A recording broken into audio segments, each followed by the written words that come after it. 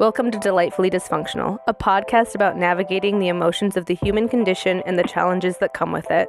I'm Kaylani Persian Mason, a psychotherapist and life coach with James Timmons, an ever-curious human. This is not a replacement for mental health therapy. Please seek out mental health care if that's what you're needing. This is an opportunity for self-healers to dive deep and understand more about themselves.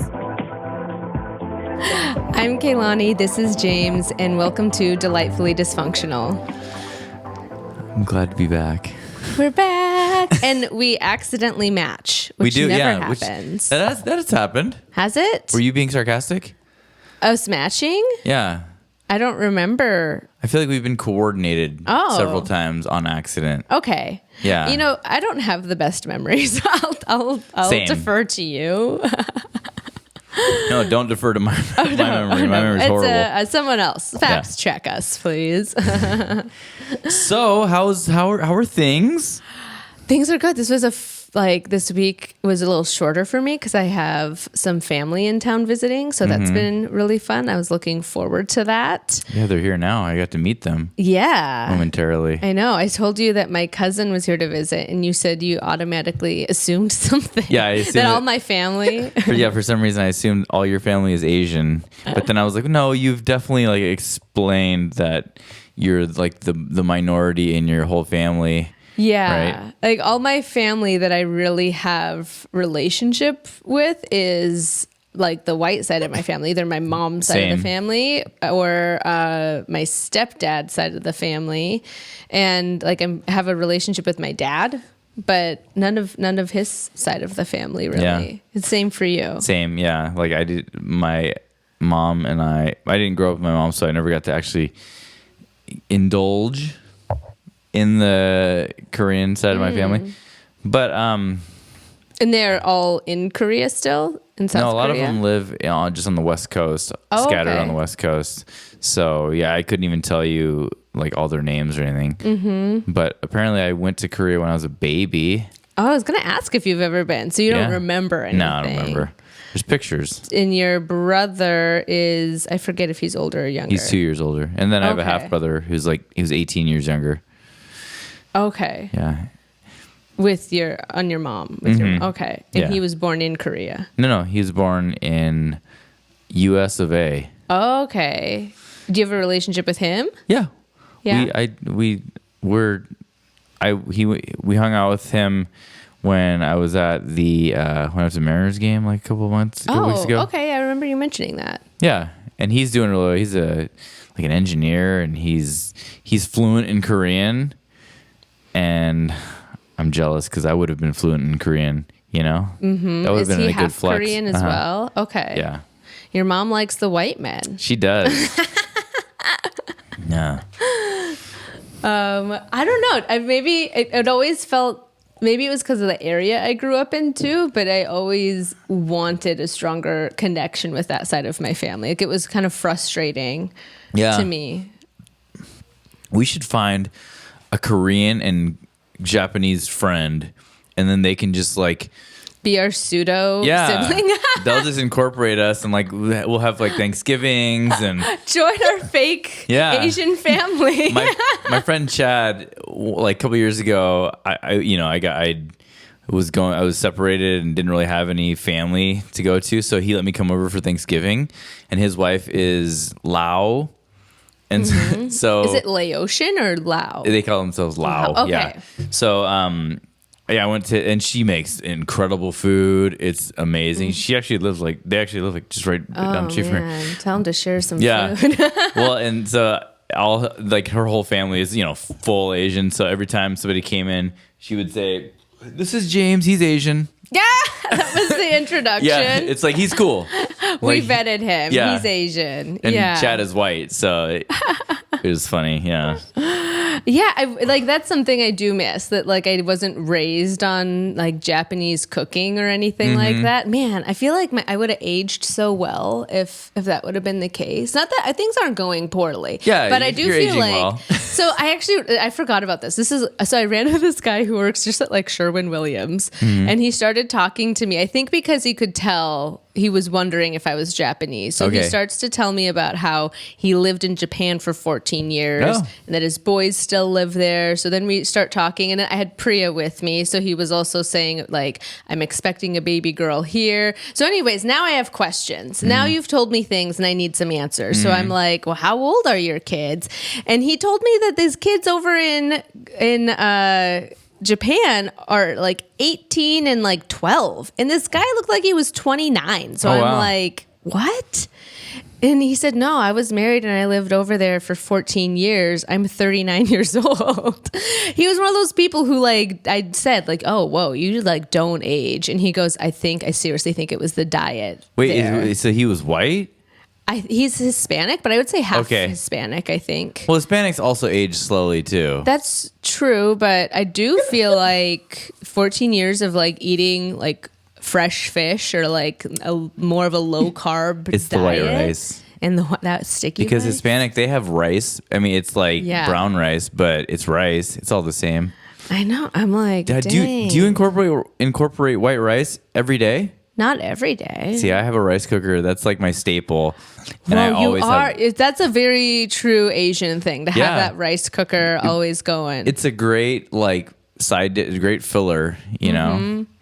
I think I need to adopt some traditions. I did learn how to make some sushi with my grandma, and that was cute. Oh my gosh, that'd be awesome. Wait, so okay, hold on. You don't own a rice cooker?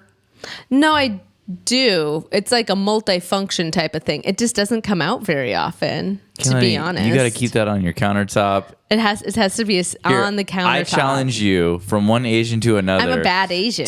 to have Are you calling me out right now? to have fresh rice every single day, because you could leave it for like in your rice cooker for like a couple days on warm setting, Really? and it's just always there. Yeah, so I challenge you to have a nice pot of white rice in your rice cooker, just ready to go, and you can Are incorporate you really sure you can leave it in there a couple Yeah, days? I do it all the time. Okay. And like every day I eat chicken and rice for one of my meals. Yeah, that's true. Okay. Yeah. So I should incorporate more rice. Does Priya like rice? Yeah. Okay. My kids, well, 3 of my kids love white rice with butter. Mm-hmm. You know, Yeah, I'm sure if I put any kind of butter on it, she'll Yeah. approve. Yeah. they like the Americanized version of white rice. Right. I just like it straight. Straight up. It's like, you're like, because that's how Asian I am. That's how hardcore Asian I am. Yeah, I'm a terrible Asian. I don't do any traditional Asian things. And I don't know. That is how Well, it it's not is. so much the cultural thing. I'm just saying because you're worried about like your Oh, aging. yeah. My theory is that white rice. Is the ticket. Yeah. Okay. It's like so good for you too. It has a lot of protein in it. You'd be I surprised. thought it was heavy carb. It is, but Okay. it's I mean, like 1 cup of white rice is like 8 grams of protein.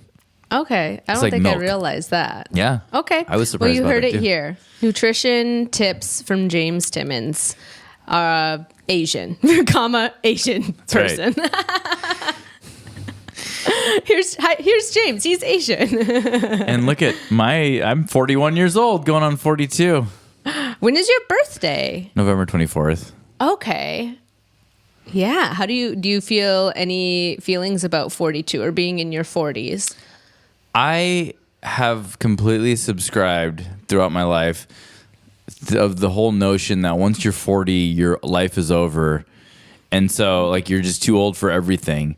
But now I'm 41 and I'm like, no, I got a lot of life left. And mentally, how old do you feel? I feel like I'm in my 20s still. Yeah. you I know? wasn't saying that because I think you're so old. That sounded like a weird question, but I used to work at a nursing home and I would ask that question sometimes, or like I'd end up having like deep conversations with the residents, and like it was fun to hear what they would say, because they were like, I don't recognize this body, but I feel like I'm 20. Like they'd say, like, I don't know. That's funny. It was funny. And yeah, I think I feel like a wiser version of my 20s, but for the most part still. I've definitely regressed in my maturity, because like 4 years ago I was like a lot more mature than I am today. But I feel like it's more just like I've allowed my, I don't know, goofiness to come out more. I'm a little wild, Okay. a little more wild now too. Which version do you think is happier? Oh, definitely 4 years ago. Really? Well, Yeah. because like life circumstances were way better. Like there's more stability. Yeah. But I mean, I feel like this version is evolving into what will become like the purest version of my true self. Okay. So I'm on the way. Yeah. Yeah. Good. Well, we've been talking about our Heartbreak series. Yes. And today we're continuing that. The topic is about being the heartbreaker. Oh, being the heartbreaker. Yeah. Because you said it was about breakups, but you meant when breaking you are up with someone.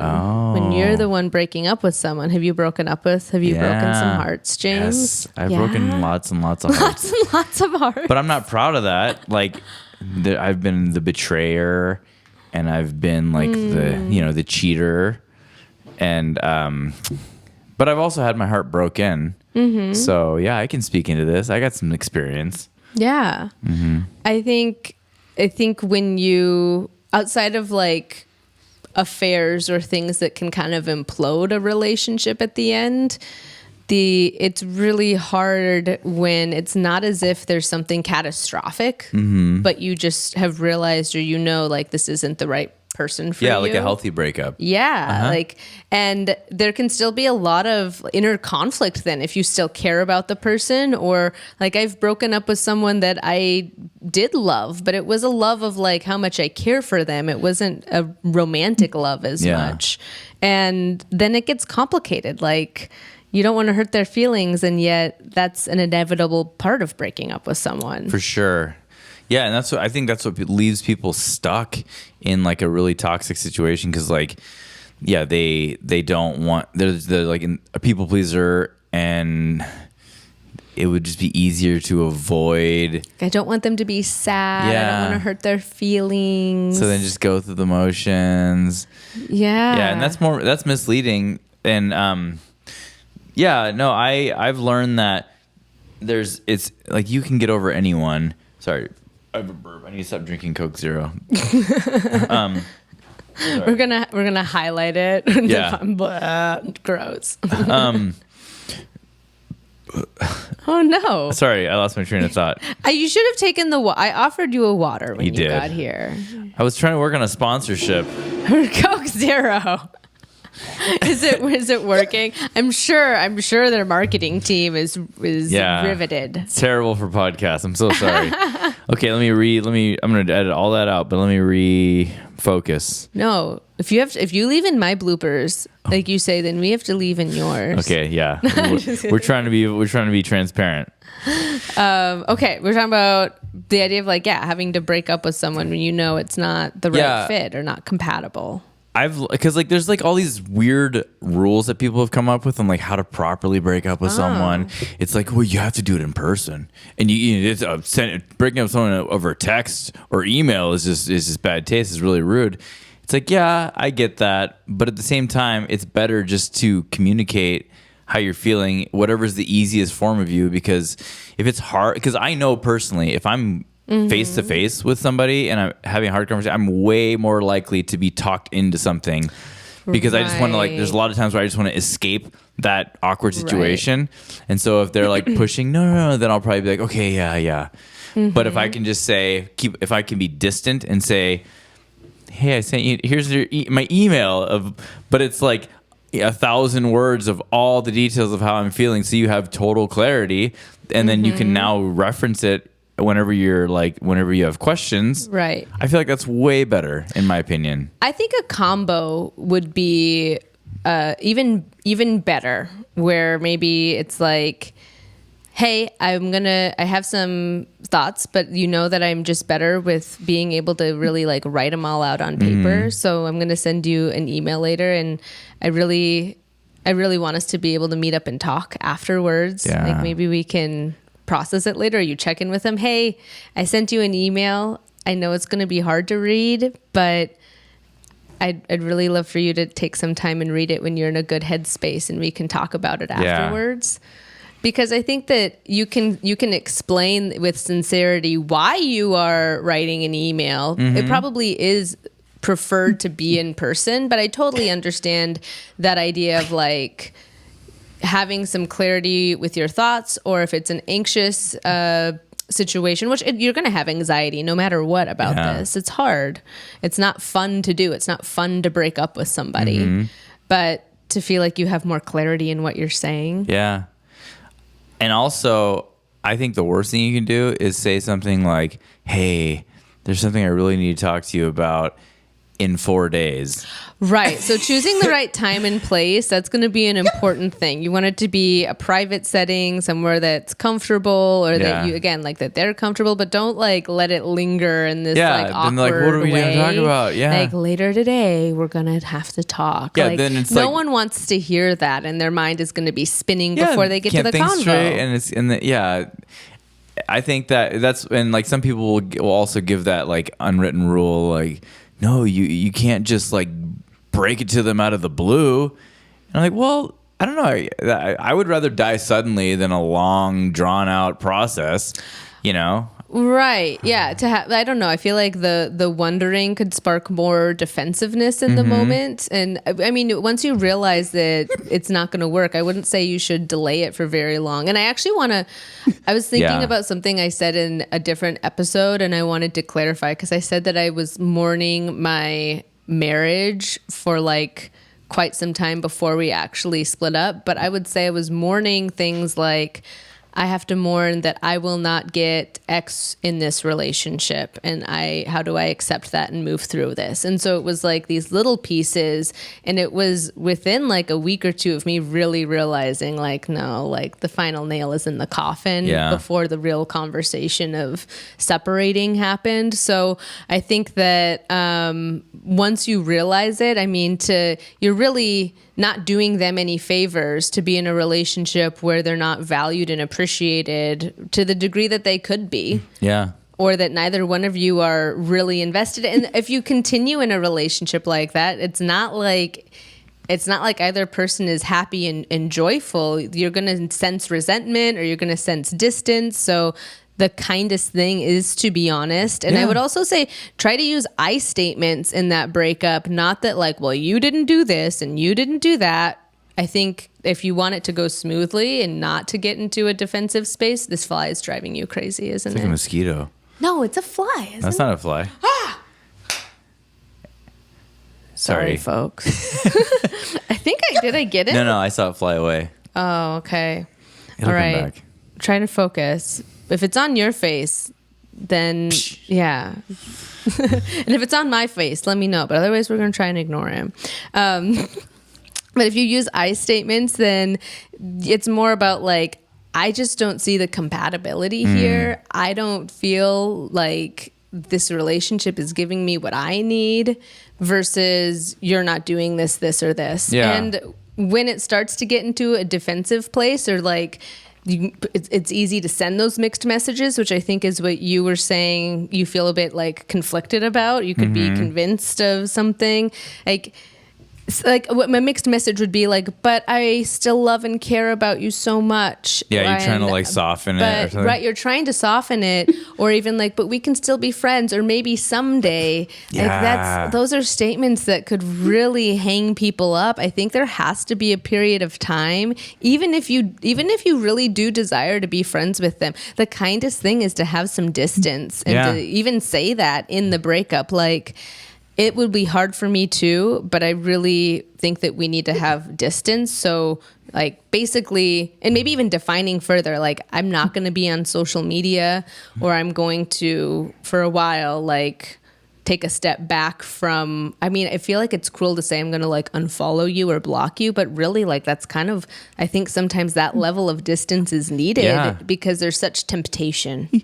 Yeah, absolutely. Like you have to just be ready to deliver that first initial blow and know that it's going to hurt the person, but also know that they're going to recover pretty quickly from that initial blow, and then they'll have time to process. Yeah. Because that's the... Like rip that Band-Aid off so that they can heal. Right. And it's because the worst thing you can do is in an attempt to like cushion the blow, give them false hope, because that's going to delay their healing. Yeah, like stuff like that. We can still be friends. Maybe I've in the future. I've totally been guilty of that too. Yeah, when I was like young and naive and like super young, this was like high school boyfriend, and like it was so conflicting because I still, like, to this day I care about this person quite a lot, and you don't want to see them hurting. Yeah, well, and I've been on the other end of that where I've gotten mixed messages, and so and now like I've experienced it enough to where I can discern when somebody's saying something as a cushion versus as a sincere statement. Yeah, so I mean, it's a tricky line to be like firm and kind, but I think like the ticket is also to know when to leave, like to physically leave the conversation. If you are the one breaking up, you will probably have to be the one to realize when it's time to like, I don't think I can keep talking about this. I want good things for you. Let's try to model right now, role play a really Am healthy I the breakup. heartbreaker or are you the heartbreaker? I see. I was planning on being a heartbreaker, but then I'm like, well, you would probably be better. Okay, let's both. You're heartbroken and I'm the heartbreaker. Let's both take turns. Okay. Okay. This is how we would both. This is how it would go. Yeah. Okay. James, Yeah. Okay. What's up? This face he's giving me right now. Okay, let me dial this in. James, I feel like it's been really fun, but I want to be really honest with you. Are you breaking up with me? Yeah, Sorry, I'm not taking it seriously. I know you weren't, Sorry, but I was like meeting you with such seriousness there. Yeah, I was gonna demonstrate my disappointed face. But... Oh, sorry. That was good. It's not working for me. I don't feel like we have the compatibility that's needed for a relationship. Like our goals for what we want in the future are just so different. And I don't want to waste your time. I think that you're a great person and you deserve to find someone that you're really happy with. But I'm just not feeling like this is where I need to be. This relationship isn't where I need to be. It's so crazy because I believe you right now. And I'm like, oh my gosh, are we ending the podcast? Are you? I feel like I can follow. I do these role plays with clients all the time because these are hard conversations. Yeah. And so part of actually another tip I would say for someone who's going to be breaking some hearts or like, that you are going to have this conversation is to actually role play with someone. To rehearse it. Because it feels so foreign to even like hear yourself say the words. Yeah. And in the moment, I feel like there's that almost wanting to like bite them back because it sounds so hard to say out loud. Yeah. And so it's good because you'll still feel some of the anxiety of the real conversation in that practice. And it's good to kind of get familiar and get it out of the way. Almost that feeling of standing on the cliff and taking the leap. It's like, well, let's do that a few times with a trampoline underneath. Yeah. But still get the feeling of walking through the motions. Yeah. Yeah. Okay. So like in my mind, I was thinking how I would preface the beginning of the conversation because like in our, we've talked a lot about clarity, clear is kind, unclear is unkind. So I would probably start out like, so we have, how much I value clarity and I want to give you absolute clarity. I don't want to give you any mixed messages or false signals. That's what I love so much about you, James. Yeah, that's why we work. Okay, never mind. Let's go get ice cream. Let's get ice cream.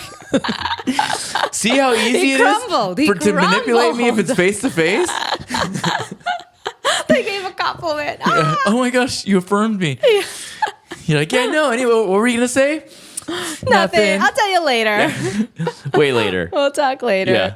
Yeah, I think you should. Here's the thing: when you're breaking up with someone, you don't want to feel like the bad guy because you feel like hurting someone's feelings. That was hurting someone's feelings who you care about means that you're the bad guy. Yeah.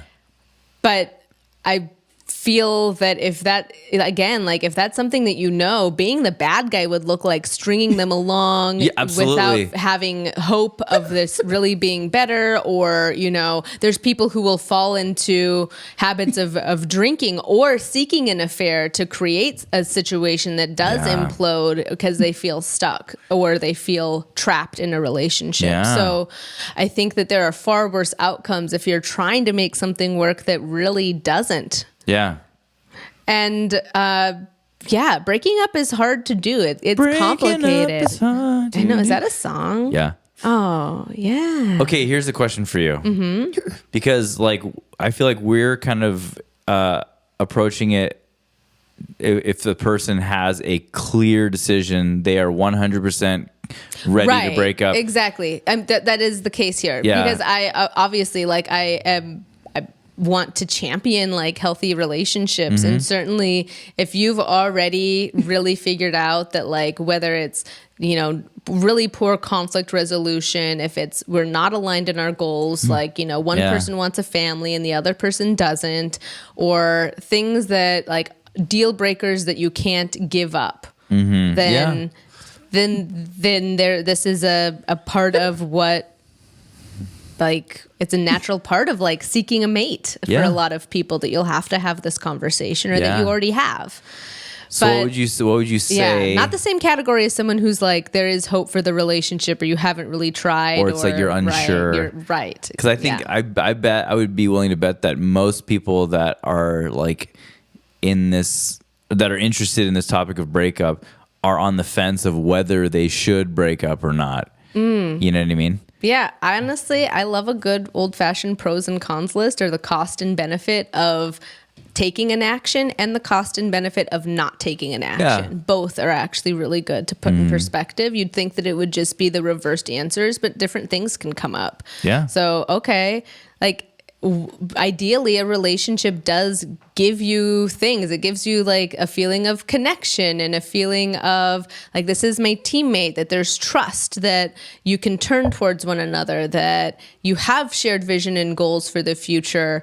And if you don't feel like there's enough of that happening in the relationship, that it's not possible to have a healthy relationship with this person, then these are the conversations that I do think you need to have. And you need to expect that this person might have really hurt feelings or be defensive. I think expecting that hopefully buffers a little bit and allow for that to be okay. I understand that you might feel really upset right now, and I get it.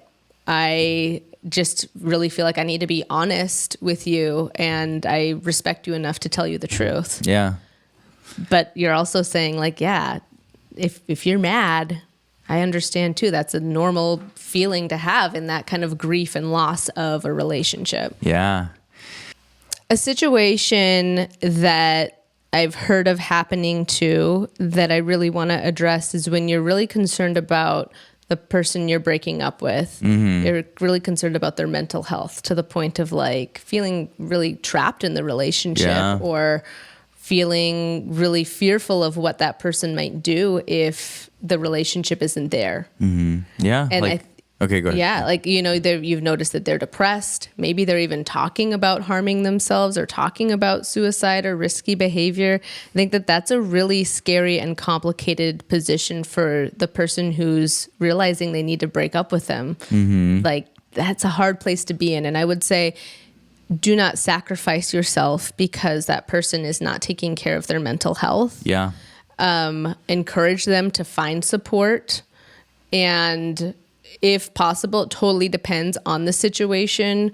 I've in certain situations even reached out to someone who I knew that person I was breaking up with, the ex, really trusted, just to say, could you check in on them? Yeah. Again, you don't have to do that. I think it really depends. There's nuance in what those relationships look like, and you want to be really respectful. And then sometimes there's situations where there's continued contact, or it starts to get inappropriate, maybe they continue to reach out, or say threatening things, you can do a well person check as well and call non-emergency 911 for the police to come and check on someone if you're seriously concerned. Like they've said they're going to do it, they've said what their plan is to commit suicide, and you are very concerned or have a reason to believe that they might attempt. So, or to provide, there's suicide hotlines. 741-741 is a text hotline, but I just wouldn't want people to sacrifice themselves in those situations, because I know that can be a really tricky and complicated place too. Yeah, when somebody's like just so emotionally dependent on you, but to the point, I mean, and if you want to escape that, that's almost like would you say that's a form of like emotional abuse? I think that a depressed mind is a sick mind. But that there is an emotional manipulation there that isn't healthy. And again, like there's no scenario where that really leads to healthy and lasting connection. Like there'd be resentment building up, and like it's more a feeling of obligation or caregiving rather than a romantic relationship. So there's not a positive there for you or the other person. So just kind of trying to think of like the long-term picture of reality there, not just the short term. So, and make sure, likewise, it can be hard to be the heartbreaker. Like, what self-care routines are you taking on? Like, are you connecting with your people? Are you seeking support? You're allowed to do that too. It's not, it doesn't have to, you don't have to feel like you're just the bad guy in this. If you're being respectful, if you're being kind and clear. Okay, I remember my question from earlier. Okay. Do you think that nowadays people are paying too much attention to what others are projecting as like a better life, and now the side effect is that people have become way too picky in their relationships, that they're breaking up like when they probably shouldn't? You know what I mean? think people are too picky. I do think that people have been too picky, and there's a lot of comparison on social media. It's part of what I've enjoyed about taking a break on social media and only revisiting it more like briefly or in like controlled moments. But and that's even what I hear from certain people that I work with or that I talk to, even friendships. There's this idea of what there's a lot of families and a lot of couples posting things, and you're only posting the highlights. It's a curated selection, you know? Like, just like with families, it's not like I'm posting pictures of my toddler having a meltdown and putting them up. Like, I'm posting like the happy moments, and you have to recognize that and realize that even when couples are posting, you know, their favorite trips, and everyone has a 6-pack, and everyone is doing, you know, we're doing these things, and here's a romantic gesture, that is also probably only being done for the entertainment factor of the reel. So it's not really natural and organic. It's not something that is probably perpetually a part of that relationship. So like kind of grounding yourself in some reality there. And then I think that there are a lot of really image-based parameters that people have for looking for a partner, and in the long run those things aren't serious, and you should really factor them in to a lower degree. Like, what is the substance in the partner that you're seeking? Like, at some point you're all going to get like old and wrinkly, so like your conversation skills and your ability to connect with one another are going to be far more important, for sure, your most attractive quality. And something we had talked about, I think in the last episode, was just how much of a struggle it is as a man to like reach the standards of women today. But one thing I was thinking about though is that is how women have existed for many, many, many years, you know? So in fairness, but it's not right for it to all of a sudden just the pendulum to swing. Because I think that there are some perspectives of like, so now now you guys know how we feel. And that's not how I feel. I feel like, there's this overcorrection then, where again, like that's a perspective of saying like, well, the man doesn't deserve to be seen as a total person with other attributes. Yeah. For example, like I think I mentioned this, I believe, in our like men in vulnerability episode, but there are more men who have eating disorders. There are more men who have body dysmorphia or who are seeking out surgeries to like add height, like to break their legs and put like steel poles to make them taller or whatever, because women have these ideas and standards. And I'm making generalizations, like all women. I don't think that it's all women,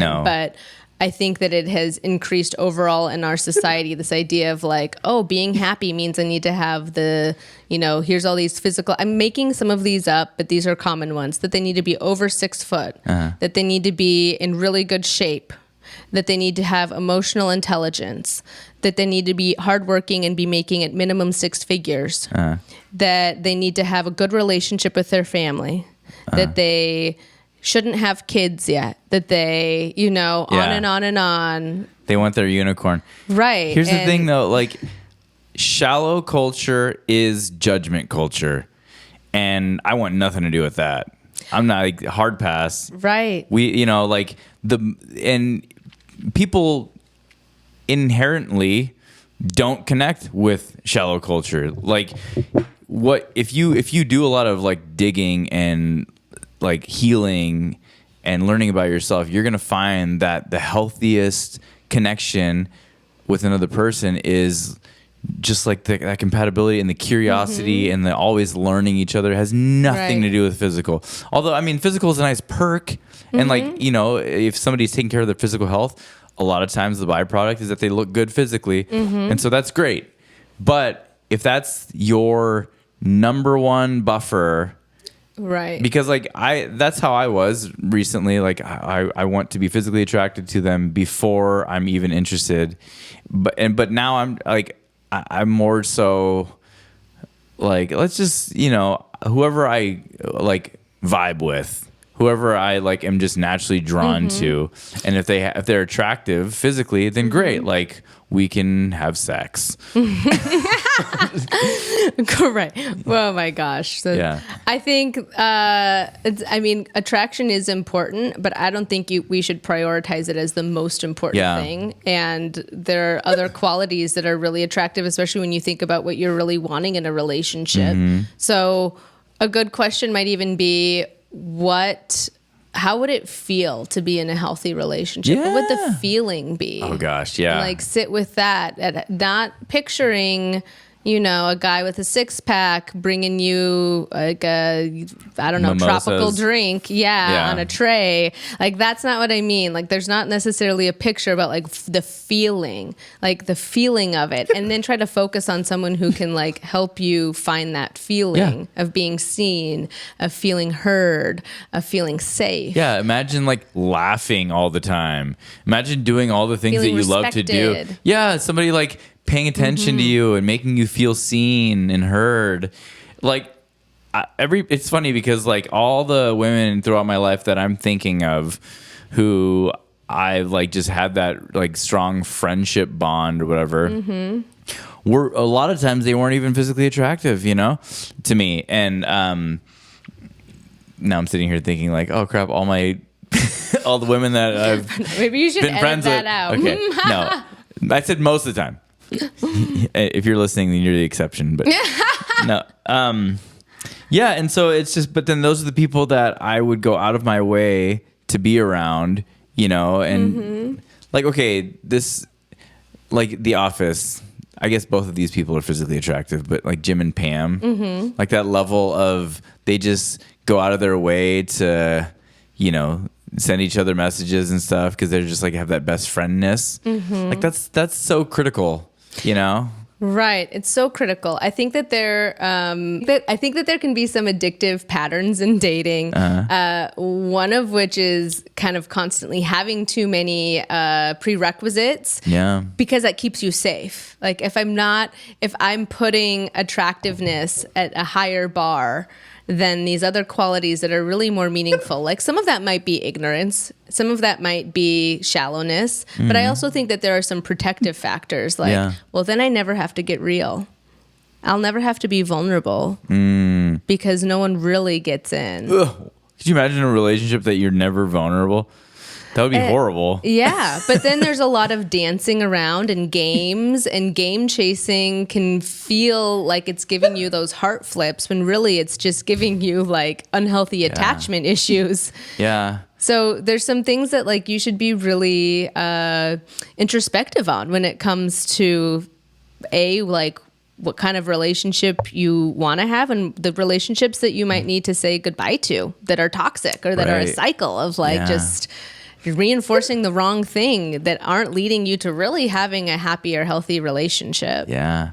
Yeah. Okay. I have a thought and another question. Okay. For you. Everything we're saying, when people date for shallow reasons, I feel like that is that's just them trying to project a certain like image, because why would you need somebody good looking? Well, I know that's not probably all the way true, because if you are physically attracted to someone, a specific type of person. I mean, people typically try to seek out someone they view as equal attractiveness to them. Yeah. There's even like a principle. I can't remember what it's called. Yeah. But so, I mean, I'm not saying like there should be some physical attraction, but I do think you should look at, if you have some kind of strict requirement, you should really look at that. And also how would that feel for you if that were the same way or the other in reverse? Right. Like, it probably wouldn't feel great. Yeah. I don't think I have to worry about women wanting me to have huge boobs, but just kidding. I'm sorry.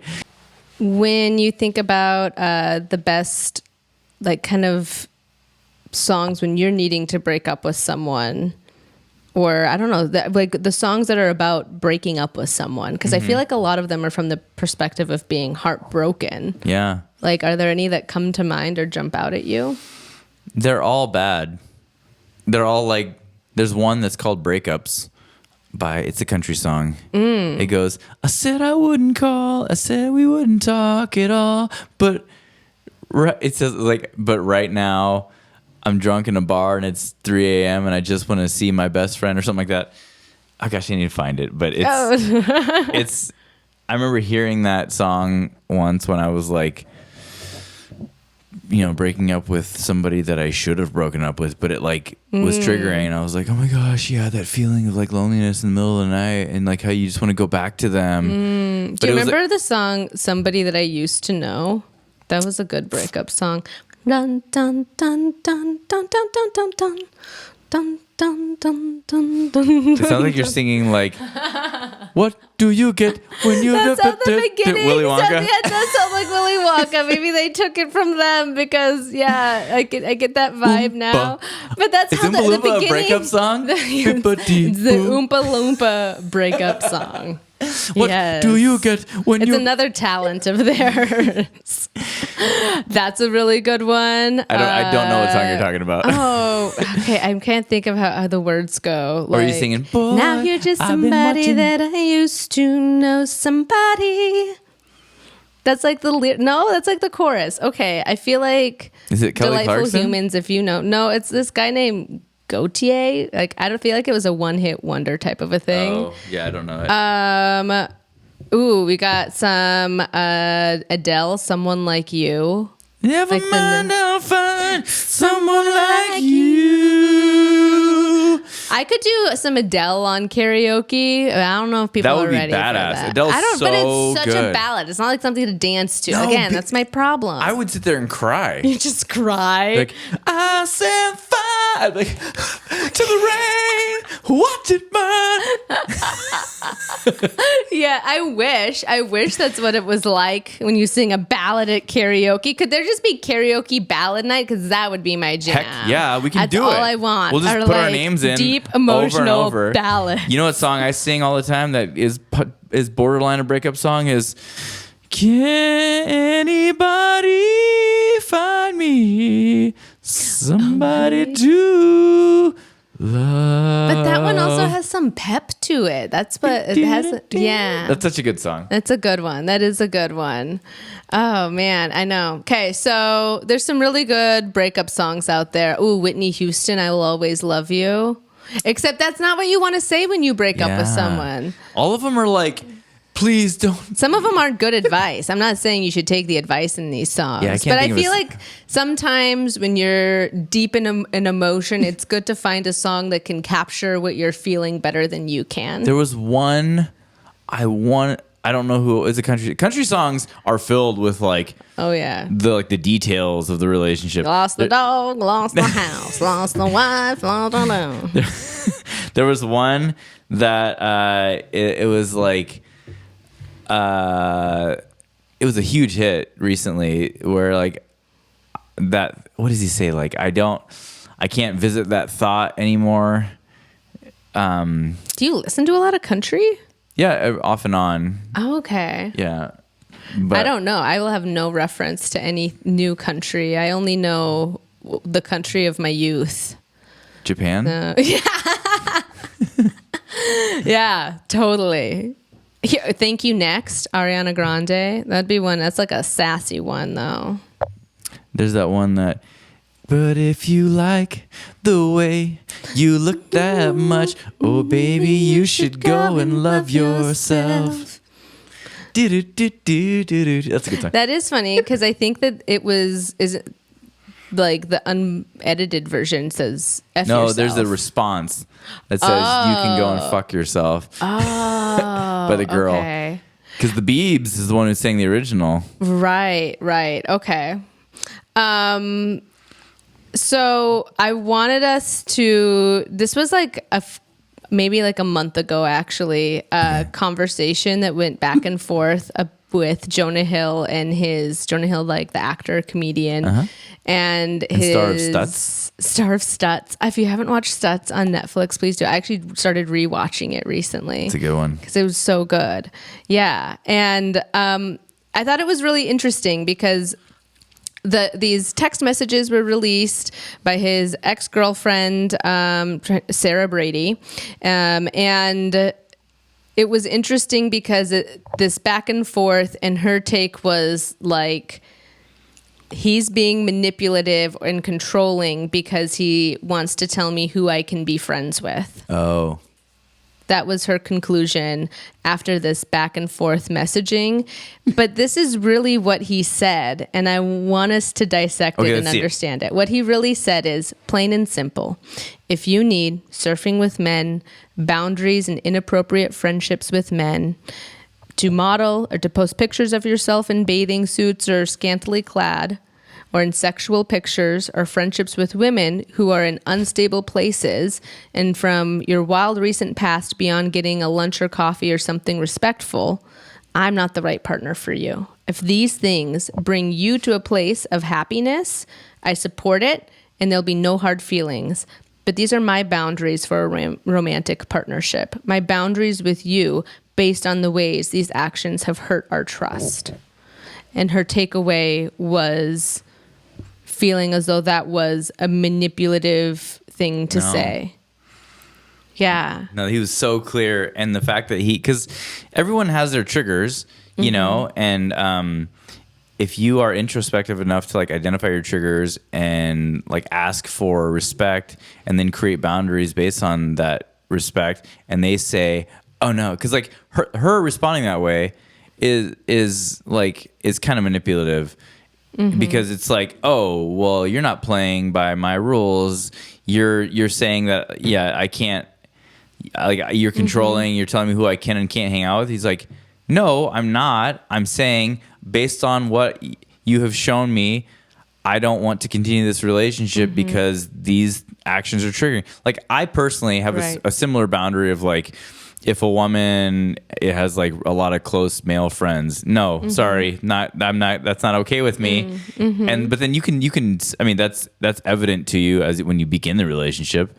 But and that's so reasonable. Don't Right. I think, and that's what I want to say too. Like, don't let someone else villainize you in that way. Yeah.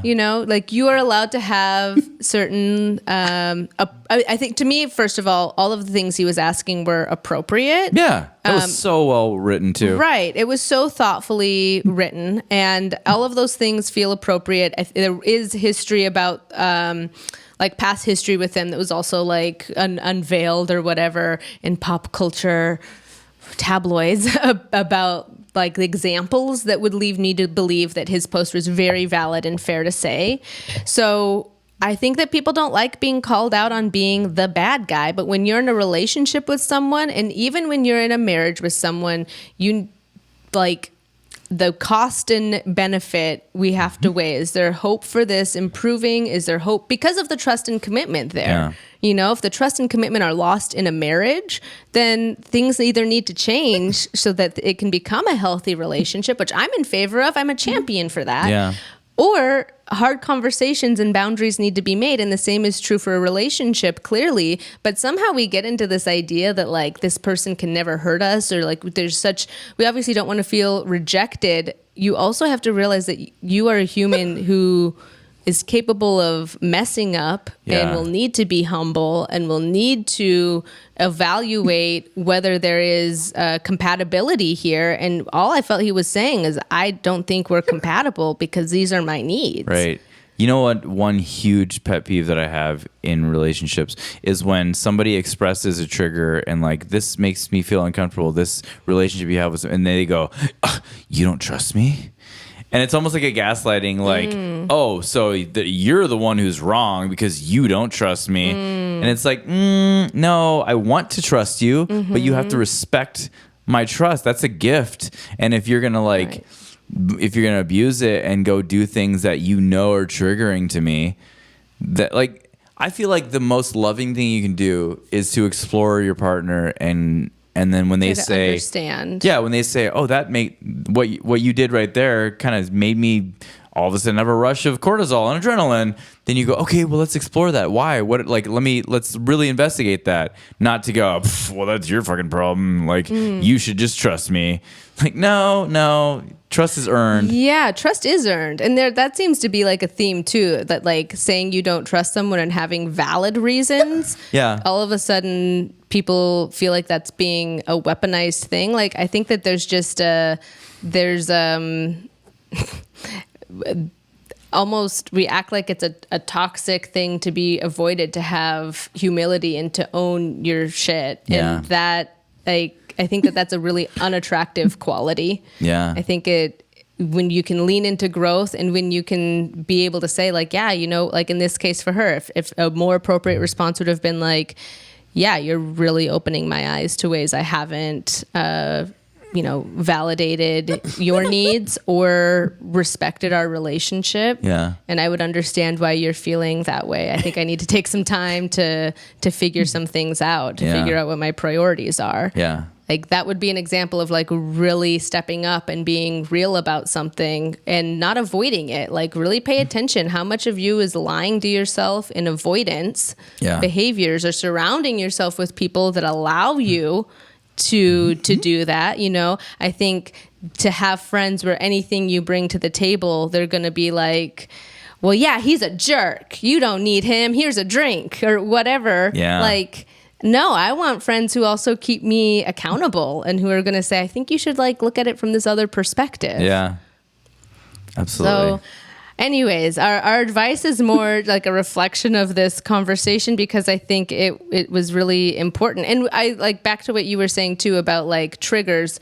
I think it depends again on what that is. Is it a valid reason? Yeah. You know, versus something that feels maybe more minor or lighthearted. You know, is there inappropriate touch maybe between the friends, or things that feel more like it's not just, it's reached a gray area, I guess, of discomfort. So have some clarity in what those boundaries are if you start to notice something with a partner, and be clear on how to communicate that as respectfully as possible. And so like this was a conversation over text. I would imagine it was a lot easier to put thoughts together in words and to communicate those things. And then there were probably moments when they were communicating in person too. Yeah. I think that right now, when everyone is just ghosting one another, any form of honest communication should be appreciated. Yeah. Ghosting is the worst thing you could possibly do for a breakup. Yeah. Like, don't be a wimp. Like, just have one hard conversation in your life, you know? Right. Yeah. And if anything in this episode that's about how to break up, I would say, yeah, avoid ghosting. Find the best way to communicate as honestly and clearly as you can. Be considerate of the time. Don't humiliate anyone. Don't drag it out.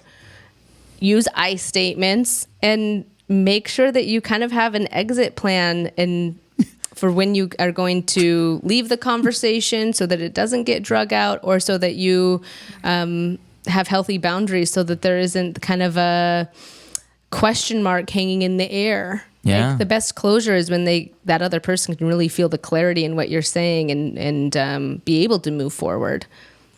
Yeah. So those are my hot takes on how to break up with someone. So, yeah, we expect all you guys to break up with your partners this week. No. Oh, is that not where... I'm just kidding. This was all an attempt for you to have more single ladies in the dating pool. Slide in my DMs. No, I'm kidding. Don't do it. His ego doesn't need it. I encourage you not to. Yeah. My Just say ego, no. it's just a front. I'm a very insecure person. You're okay. We're okay. Yeah. Thank you so much for joining us for this episode of Delightfully Dysfunctional. Please like, comment, and share an episode with a friend if you feel like this is an area that they're struggling with. Maybe they can get some tips and feel some community in the things that we've shared. And that's really our highest goal, is to feel like, we can share truths about ourselves that make us feel more connected and seeing each other's humanness and being vulnerable and championing that continued curiosity. So please stay delightful, you delightful humans. See you next time. Goodbye.